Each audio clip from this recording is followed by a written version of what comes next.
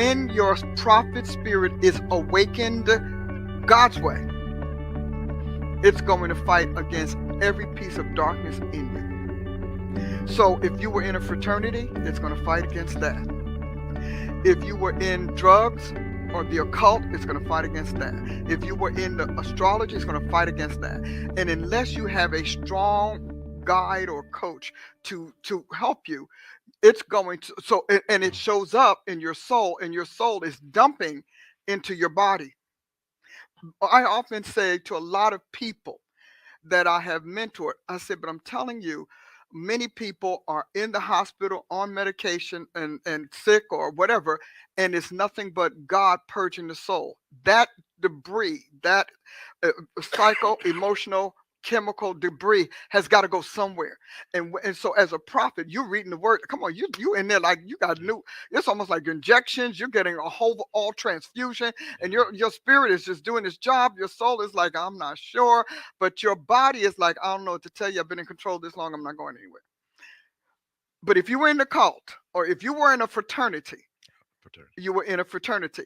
Now you know why the fraternity was a problem. Oh yeah, oh yeah. Now you know, but back then, did you know? When did Here, God here, talk to you here's about it? here's the funny story even about that. Now, I Before, never knew you were in a fraternity. We never talked so about that. no, I know I told somebody else, but so the funny part about it is before even before all that, um, there was a and I actually get a while back ago into the total, and I thanked him for this.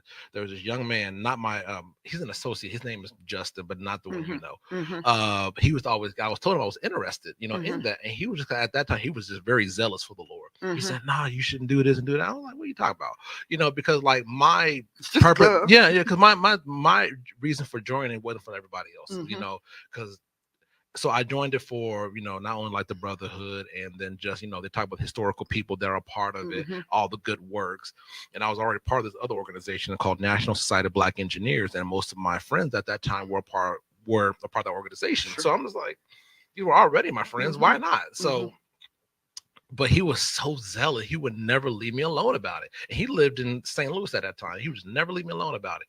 So fast forward, I go through the process, and I'm telling you, God was on my behind the entire Oh yeah, process. he was hot. He was like, it was like he will only let me go so far when I was doing what I was doing. He Mm-hmm. said, "You will not say that prayer. Mm-hmm. You won't do this. You won't." And I know it was him because I become indignant Mm-hmm. and I got my butt beat, but Yeah. I stood my ground. Yeah. But and so in that, I remember, and so in 20, I think it was like 2014, is when I finally just threw it all away. Mm-hmm. I threw all of that stuff away in 2014, and those spirits came for me. Oh yeah, they And do. they came for me in the worst way. And the fraternity that I was a part of, mostly their gods are from Egypt, Mm-hmm. and you learn about it. Oh So yeah. those Egyptians, God came to me, Mm-hmm. and they almost took me. Oh And yeah. and I remember I was literally, I could feel like I was so out of it that I passed out in my not my hotel, in my apartment, like, and I was gasping for air. I was gasping, Mm-hmm. like I felt my soul like getting ripped out of my body. Oh yeah. And all of a sudden I saw this angel with this big sword just go shoo, and I came back, Mm-hmm. and I was like, okay. I said, all right. So when I hear you tell stories about the occult and what that does, I said, like, I can relate to that. I Yeah. know exactly what that is. So I was going through that, and then you were talking about like the ugliness of it, and Mm-hmm. this is probably like my first time really sharing this part of it publicly, I should say. Is even I attempted suicide, Mm-hmm. and that was in 2016, and because it was the stress of just personal life, feel like people wasn't hearing me, and because I said, I'm like, Lord, all I'm trying to do is the right thing, and all that different type of But you're doing this in a vacuum. Am I correct. right? Yes, Yeah. You're doing all of this in a vacuum. correct. And the reason I say that because I wasn't much different, so I can relate to that part. But you're doing this in a vacuum Mhm. where your church can't back you. You don't have the mentor yet. You don't, or did you? Well, Apostle Ashley or Prophet Well, Ashley at at that that time, yeah, point, yeah. So by then. back then, but that's all I had, because I used to always say when I come to Tulsa, I always used to say this to her. I said, but when I come here, I feel safe. Hmm. But when I said when I go back home, under attack and I would tense up. Mm. So because I didn't have nothing to bounce, like when I'm going through these different things, I had nothing to bounce it off of until I had my sessions. Yeah, because you had your monthly advisement sessions. Correct. So let me just make sure that. So I want you to understand a couple of things happened to you. Number one, you became the new threat to the principalities in the land. That's number one. Number two, you also became the one that's getting away. We can't make that easy for you. We can't make that comfortable for you. And then number three, you were in an environment, and I don't know this other than by the Spirit, that where the prophetic was a parlor trick. It really was. It was a candy trick. It was not the person. So what happened was all of those people operated off their gift. You were operating off the prophet spirit. And one thing the darkness knows is where that prophet spirit is, because that's something that those princes have tangled with for a while. And so when you think about it as we're going forward, so you're taking all of this. And the reason this is important, because we've been told that anything God and anything spiritual is abstract, ethereal, and you can't feel it. There are no sensations. And you're telling us absolutely the complete opposite. So that you're saying, no, these are real beings. These are not issues. They're not puffs of smoke. These are real beings. They are fighting for their place in you because there's something in your genetic tree. Yeah. And you know what that is, don't you? Yes. Can you share that? As in where it started? Yeah. Where the covenant was made to get you. My father, I would say my biological father. Mm-hmm. My biological father, yeah. And how would you say that? Because the things that he was into and the things that he's done, and just because, and even in my dreams, when I have my dreams, interpreted, it would always pop up. Mm-hmm. And so was he in the occult, or was he in fraternity, or was he in crime? Was he? He was. I don't know. I know very little about him because he wasn't the man that raised me. But the man who raised me, I do call my father.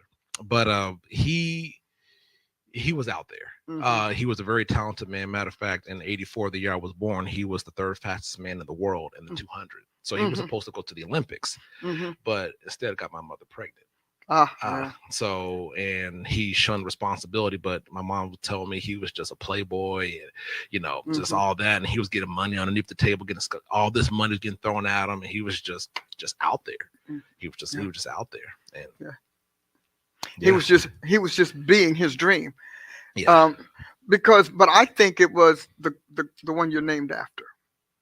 I think that it may not have been as malicious, because sometimes when we say that, we think people are malicious or that they absolutely know what's going on, but I think it's that person. And I think it has something to do with masonry. I wouldn't be surprised. That's the spirit that I'm picking up. And so because that's that intelligence, but it's still that supernatural. It's still that paganistic. It's still that occultic. It's still that demonic. All of those are there because it's really, the fusion of the darkness with the light. So you were getting sick. You decided to not go with the ambulance. You did what instead?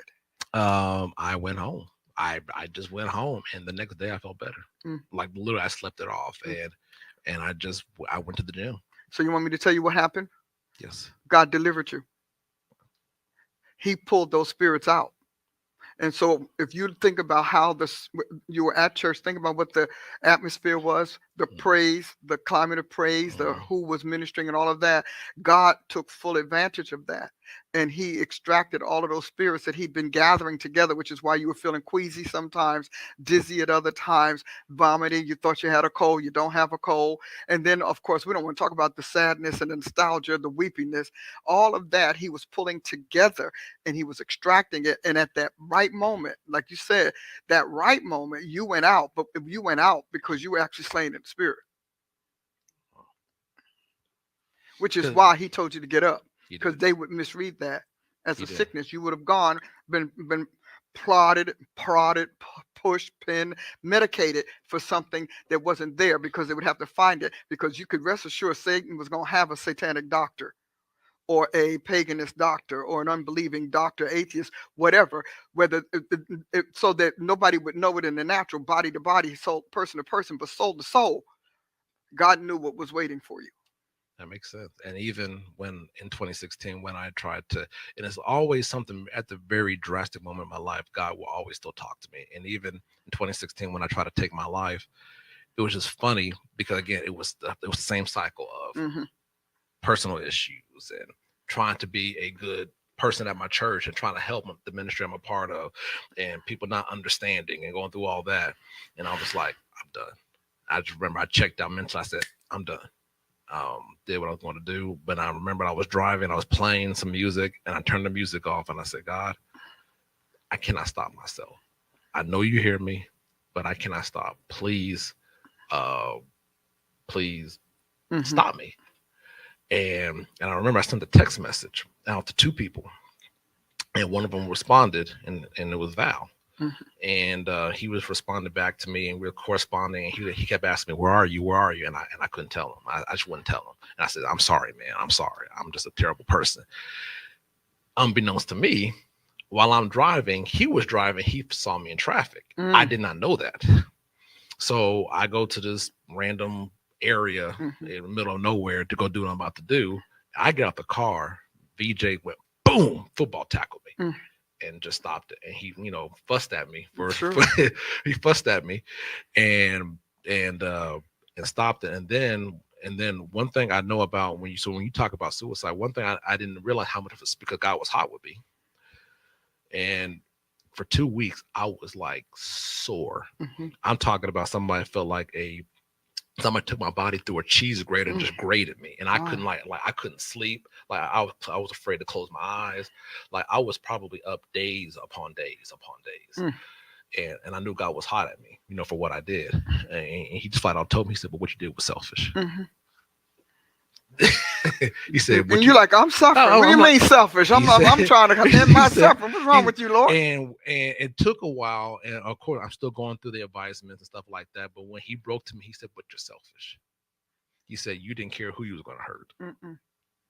And I was like, "God, I'm sorry." He said, "Yeah, but you're still selfish." So But I'm gonna interject because we yes, only ma'am. have a few more Yes, minutes. ma'am.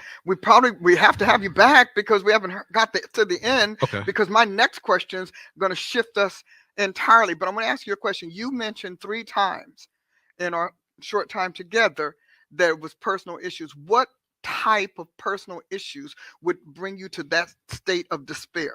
And what did you do to cause them? Because you know you did. Yes. Okay.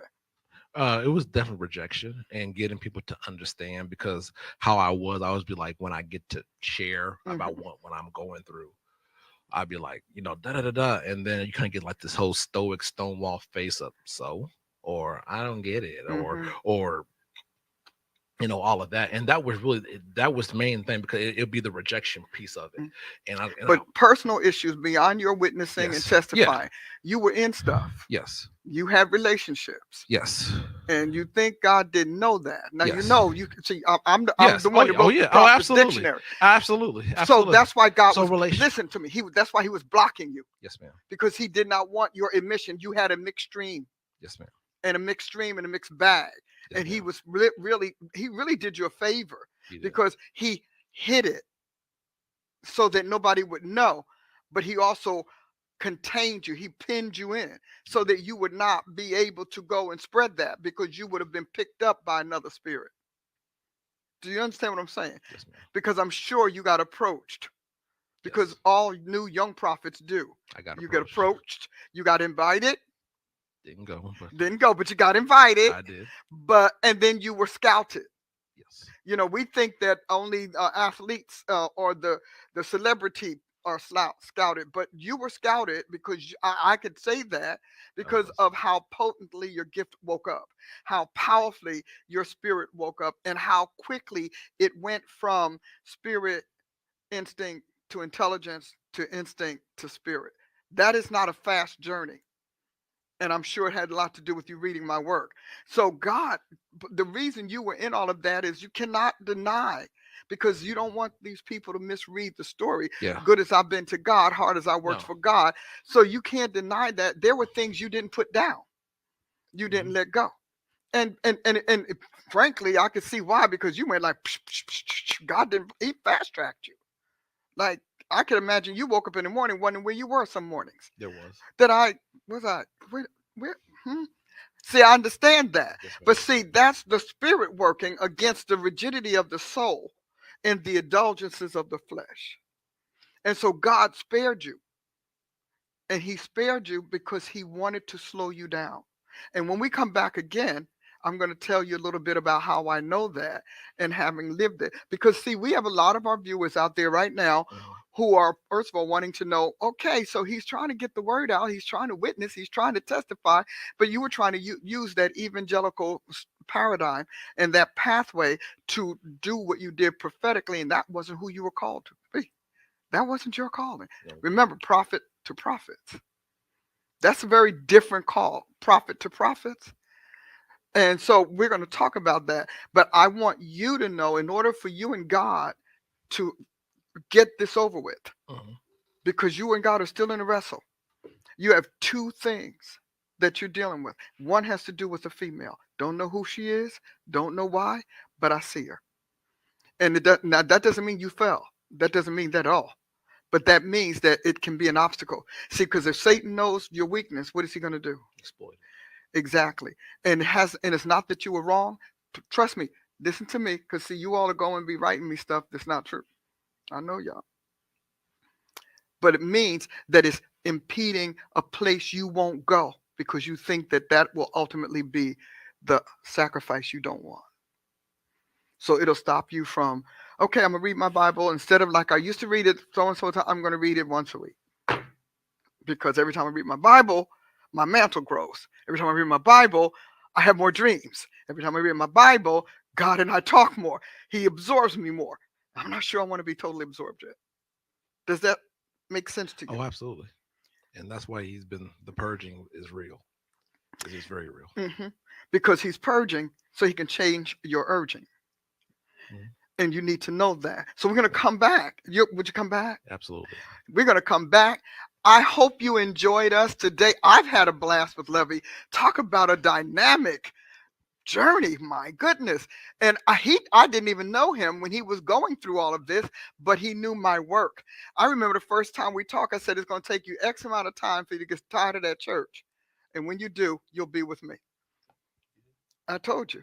And you're like, I remember that because we were on the phone. She was on the phone. You were on the phone with your advisor, and then I was there. And I'm telling you this because God knows how long it's going to take for you to get ready for the long road He has. And sure enough, it's so funny how circumstances kept happening to you to bring that word to pass. It was really very phenomenal from what I understand.